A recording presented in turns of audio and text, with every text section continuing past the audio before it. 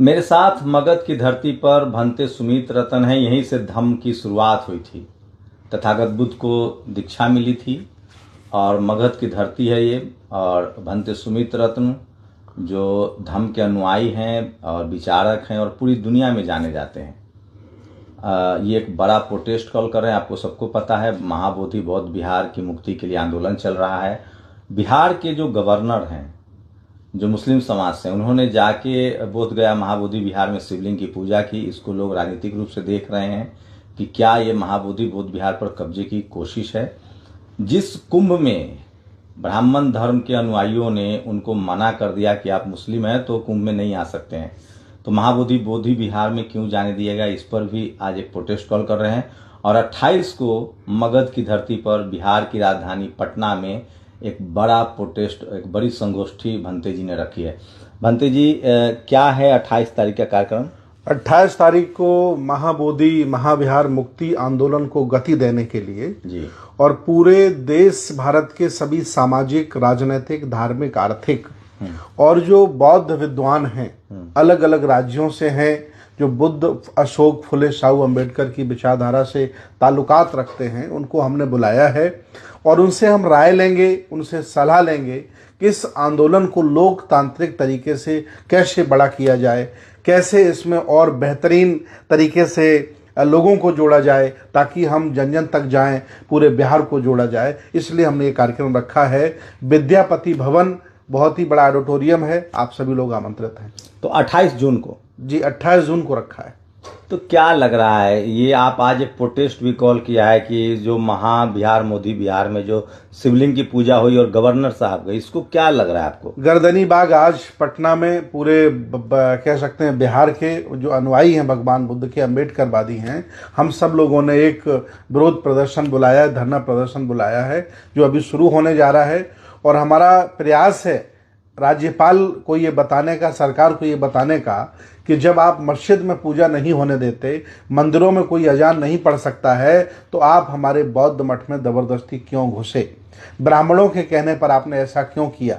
मैं राज्यपाल से पूछूंगा, आंखों में आंखें डाल करके उनके घर भी जाऊंगा और उनसे बात करूंगा कि अगर इतनी हिम्मत है आप में कि बोध गया में आपने ब्राह्मणों के मंत्रों से पूजा कर दी, आप चले जाइए अयोध्या में पूजा करके दिखाइए, तब अयोध्या में आप नमाज पढ़ के दिखाइए, तब समझ में आएगा कि आपको वहां से जिंदा नहीं निकलने देंगे लोग। लेकिन आपने ऐसा नफरत फैलाने का काम क्यों किया जिसे पूरा बौद्ध समाज कभी माफ नहीं कर सकता है? लोग कह रहे हैं वो बीजेपी के बनाए हुए गवर्नर हैं, तो क्या बीजेपी के इशारे पर ये सब हो रहा है, ये माना जाए? पूरे देश में बीजेपी के ही इशारे पर नफरत फैलाई जा रही है। बीजेपी के इशारे पर इस भारत को एक रंग में रंगा जा रहा है, जबकि अलग अलग रंगों का भारत है और ये सभी धर्मों का भारत है, सभी सभ्यताओं का, सभी पहचानों का भारत है। ये बीजेपी का इशारा है। हालांकि राज्यपाल में हिम्मत नहीं थी, लेकिन चूंकि ऊपर से आदेश मिला कि आपको बुद्ध पूर्णिमा के दिन बुद्ध पूर्णिमा को नुकसान पहुंचाना है, बौद्धों का अपमान करना है, राज्यपाल ने किया। तो जो आंदोलन चल रहा है उसको लेकर एक पॉलिटिकल साजिश है ये? बिल्कुल पॉलिटिकल साजिश है। एक्चुअली वो नहीं चाहते हैं कि हमारा अलग धर्म हो, हमारा अलग पर्सनल लॉ हो, हमारा अलग मैरिज एक्ट हो और पूरी दुनिया में बौद्धों की अलग पहचान हो, अलग संख्या इनकी आंकी जाए। वो नहीं चाहते हैं। अगर जैसे मुसलमान अलग हो गया है, ईसाई अलग हो गया है, अगर सिख, जैन, बौद्ध भी अलग हो गए तो भारत में हिंदू अल्पसंख्यक रह जाएगा, 10-12% से ज़्यादा हिंदू नहीं बचेगा। इसलिए साजिश है। अगर वो तो कह रहे हैं कि भगवान बुद्ध भी हिंदू धर्म के पाठ हैं। नहीं, भगवान बुद्ध भी हिंदू धर्म के पाठ अगर आप मानते हो तो जितने मंदिर है सब में हिस्सेदारी दो ना हमें, हम तैयार बैठे हैं। दीजिए हमें तिरुपति बालाजी में हिस्सेदारी, दीजिए हमें अयोध्या में हिस्सेदारी। हमारा तो केस था, 1 लाख का जुर्माना इन्होंने कर दिया हमें। तो हम तो चाहते हैं कि अगर आपके मन में ये भाव है सम्मान का, दीजिए हमें हिस्सेदारी। आप हिस्सेदारी भी देते नहीं हो, मान सम्मान भी देते नहीं हो, सिर्फ मूर्ख बनाने के लिए यहाँ की बड़ी आबादी को अवतार घोषित करके बुद्ध का और उनके विचारों का अपमान करते हो। आप तो खुद बहुत बड़े, आप बहुत भिक्षु अनुयायी हैं। आपको अगर बनाया जाए ट्रस्टी अयोध्या में तो आप बनेंगे, स्वीकार करेंगे? क्यों नहीं बनेंगे? देश भारत मेरा है, ये संस्कृति हमारी है। पहले वो साकेत था, साकेत को इन्होंने तोड़ करके जबरदस्ती अयोध्या बनाया है। वो तो हमारे राजाओं की राजधानी थी, 1-1 हजार बौद्ध भिक्षु रहते थे। आज भी खुदाई हुई तो वहाँ बौद्ध अवशेष निकले हैं। जब जिस संपत्ति का मैं संपूर्ण मालिक था, अगर ये मेंबर बनाएंगे तो कौन सा एहसान कर देंगे हम पर। जिस संपत्ति का मैं संपूर्ण मालिक था, पूरा बहुजन समाज मालिक था, तो इसलिए ये ऐसा कभी नहीं कर सकते। उनके मन में नफरत है और वही नफरत बोधगया में देखी गई। भंते विनयाचार्य जी को जबरदस्ती बड़े बड़े केस लगा दिए गए, उन्हें जेल में डाल दिया गया। जज को मना किया गया है डीएम के द्वारा कि जमानत नहीं देनी है। बिहार में और यूपी में जो न्यायालय है वो डीएम चला रहा, बताइए। डीएम फोन करके मना कर रहा जज को कि जमानत नहीं देनी, जमानत रोक दी जाती है। अब तो मिल गई जमानत ना? नहीं, जमानत अभी नहीं मिली है, वो जेल में है और उम्मीद है कि जल्दी जमानत मिलेगी। हम सब लोग साथ हैं। क्या लग रहा है, ये मगध की धरती है, भगवान बुद्ध की धरती है, दुनिया में भगवान बुद्ध से पहचान है। कहा जा रहा है कि 27 जुलाई को अब इस पर फैसला भी आना है सुप्रीम कोर्ट से। अब तो बुद्धिस्ट जो चीफ जस्टिस ऑफ इंडिया है वो खुद को बुद्धिस्ट क्लेम करते हैं। देखिए शंभू जी, आंदोलन बहुत बड़ा है। अलेक्जेंडर कनिंघम जैसे लोग इससे जुड़े रहे, लाइट ऑफ एशिया के लेखक अर्नोल्ड इससे जुड़े रहे, श्रीलंका से आए भंते अनागारिक धम्पाल इसके पार्ट रहे, और वो यहाँ नहीं लंदन तक लड़े।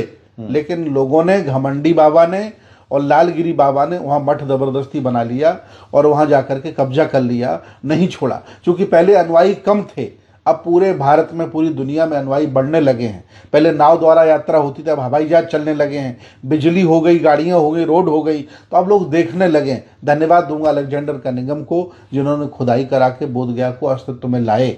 धन्यवाद दूंगा आदरणीय अनागारिक धम्पाल जी को, जिनकी वजह से आंदोलन चला। धन्यवाद दूंगा भंते सुरेश ससाई जी को, भंते विनयाचार्य जी को, आकाश, ये सब लोग धन्यवाद के पात्र हैं कि ये लोग घर छोड़ करके आए और उन्होंने काम किया। ये विरासत किसी एक व्यक्ति की नहीं है, भारत के सभी लोगों की, दुनिया के सभी बौद्धों। अच्छा भंते जी, एक कोशिश हो रही है कि बुद्ध भिक्षुओं में और जो बुद्ध अनुयायी हैं और जो SC ST OBC जो शोषित वंचित हिंदू हैं उनको टकराया जाए, लेकिन वो अब देखने को नहीं मिल रहा है। तमाम जो, भले वो हिंदू हों, लेकिन धीरे धीरे वो जो कॉलेज यूनिवर्सिटी जा रहे हैं तो वो बुद्ध, उनको लगता है शाक्य वंश के लोग हों, चाहे नंद वंश के लोग हों, चाहे घनानंद के वंश के लोग हों, ये सब अब उनको लगता है कि हम बुद्ध के अनुयायी थे। देखिए 16 महाजनपद, 10 गणराज्य, देश भारत में जितनी शेड्यूल कास्ट की जातियां हैं सबका संबंध रजवाड़ों से, राजा रहे हैं, शासक रहे हैं। ओबीसी की जितनी जातियां पूरे भारत कोली वंश से लोग आते थे, जिनमें भगवान बुद्ध की मां थी कोली वंश से और उनके पिता शाक वंश के थे। पूरे ओबीसी समाज में ऐसी कोई जाति नहीं है जो शासक नहीं रही है।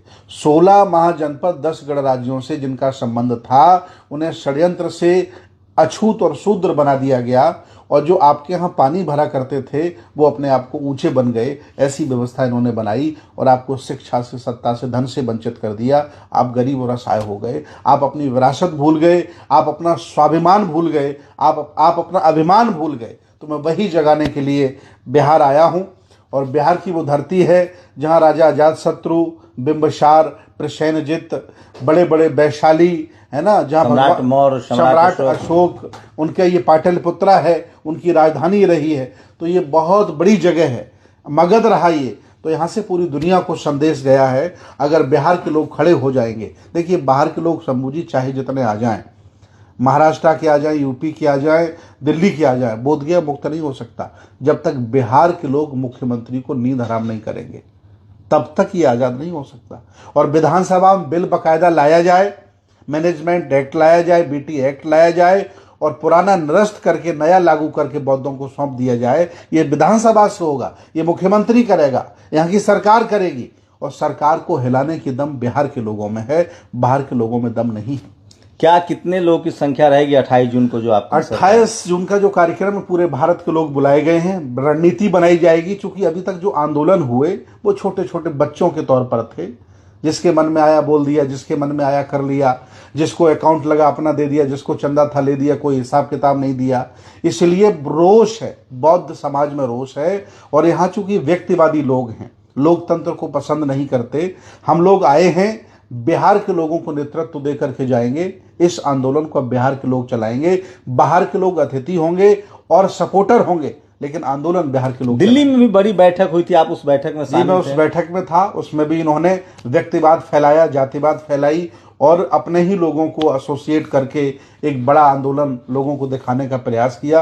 वो झुंझुना था, झूठ था। अब हम लोग 28 जून को जो करने जा रहे हैं, पूरे भारत को बुला करके और बिहार के लोगों के हाथों में नेतृत्व देंगे और हम लोग उनका साथ देंगे। तो क्या शाक्त वंश के लोग, नंद वंश के लोग, घनानंद के वंश के लोग सब ये सब जुड़ रहे हैं? क्योंकि आपका बड़ा जोर रहता है इतिहास पर।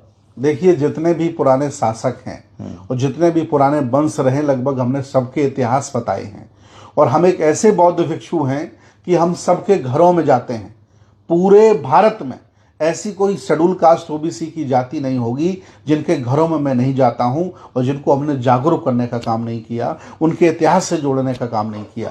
और मुझे विश्वास है कि लोग जाग रहे हैं, अपनी विरासत की तरफ दौड़ रहे हैं। शंभू जी, वो वक्त दूर नहीं है कि लोग जागेंगे, देश हमारा होगा और हम बुद्ध की संस्कृति का देश होगा। तो देखिए, जब ये देश सम्राट अशोक का देश था, सम्राट चंद्रगुप्त मौर्य का देश था और आपके इतिहास को मिटा दिया गया, फिर बाबा साहेब ने 1956 में आपको याद दिलाया कि आपका इतिहास क्या है, आपका हक अधिकार क्या है, संवैधानिक अधिकार भी दिया। और उसके बाद आप सोचिए, सोनेलाल पटेल, उन्होंने धम्म का रास्ता अपनाया। आप सोचिए, बीपी मंडल साहब जब मुख्यमंत्री बने तो पहला दौरा वो महाबोधि बौद्ध विहार गए। पेरियार ललई सिंह यादव धम्म के अनुयायी हुए। मान्यवर कांसी राम साहब, मायावती जी, यहां तक कि नीतीश कुमार के भी बारे में कहा जाता था कि वो बुद्ध के अनुयायी हैं। लेकिन अब जब से वो मानसिक रूप से ठीक नहीं है, इस देश में, बिहार में खासकर बहुजनों की सूध लेने वाला कोई नहीं है। भंते सुमित रतन है, इन्होंने अपना पूरा जीवन धम्म के प्रचार के लिए समर्पित किया है। सोचिए, जो ब्राह्मण धर्म के लोग हैं वो मंदिर से निकलकर संसद और संसद से मुख्यमंत्री बन रहे हैं। भंते सुमित रतन ने अपना पूरा जीवन धम्म के लिए समर्पित किया है और देश भर में शायद ही कोई दिन हो, वर्षा हो, गर्मी हो, सर्दी हो, जान खतरे में डालकर देश भर में, दुनिया भर में धम्म के अनुयायियों को एकत्रित कर रहे हैं। देश भर में धम्म के अनुयायियों को एकत्रित कर रहे हैं। और इनकी लड़ाई क्या है? इनकी लड़ाई है कि इस देश के जो वंचित समाज है, शोषित वंचित समाज है, उसको उसका संवैधानिक अधिकार मिले। भंते सुमित रत्न सिर्फ आपके धर्म के, आपके सांस्कृतिक अधिकार के लिए ही नहीं लड़ रहे हैं, आपके आरक्षण बचाने के लिए, आपकी सरकारी नौकरियां बचाने के लिए, आपके स्कूल कॉलेज बचाने के लिए, सेना की मजबूती के लिए लड़ रहे हैं। और अब इनका आगमन बिहार में हो चुका है। जम्मू कश्मीर में कार्यक्रम किया है, यूपी में कार्यक्रम किया है, इन्होंने मध्य प्रदेश में कार्यक्रम किया है।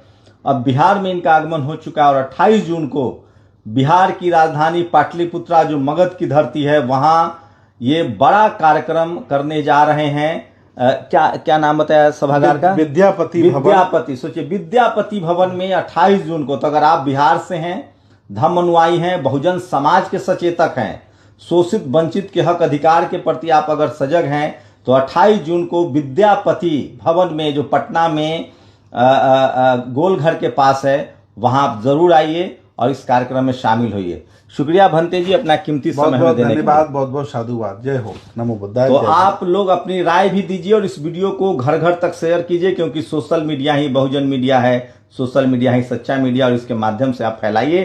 कोई टीवी अखबार आपके सांस्कृतिक, सामाजिक, राजनीतिक, आर्थिक बदलाव के लिए नहीं दिखाएगा। और आज ही पटना में जब हम लोग बात कर रहे हैं, तो भंते सुमित रतन जी जा रहे हैं एक प्रोटेस्ट कॉल करने। सोचिए, जिन मुस्लिम समाज को नहीं जाने दिया गया कुंभ में, हर मंदिर के मस्जिद में मंदिर खोजा जा रहा है, वहां आरिफ मोहम्मद खान, जो बिहार के गवर्नर हैं, उनसे शिवलिंग की पूजा करवाई गई महाबोधि बौद्ध विहार में। और अब इस देश के जो 90% आबादी है, वो इस सांस्कृतिक खेल को समझ रहा है। बाबा साहब ने कहा है, जो समाज अपना इतिहास नहीं जानता, वो इतिहास नहीं बनाता है। भंते सुमित रतन की लगातार कोशिश है कि आपको आपके इतिहास से, गौरवशाली इतिहास से, आपके समानता, एकता और अखंडता वाले इतिहास से, सम्राट अशोक के इतिहास से, चंद्रगुप्त मौर्य के इतिहास से, शिवाजी महाराज के इतिहास से, साहू जी महाराज के इतिहास से आपको रूबरू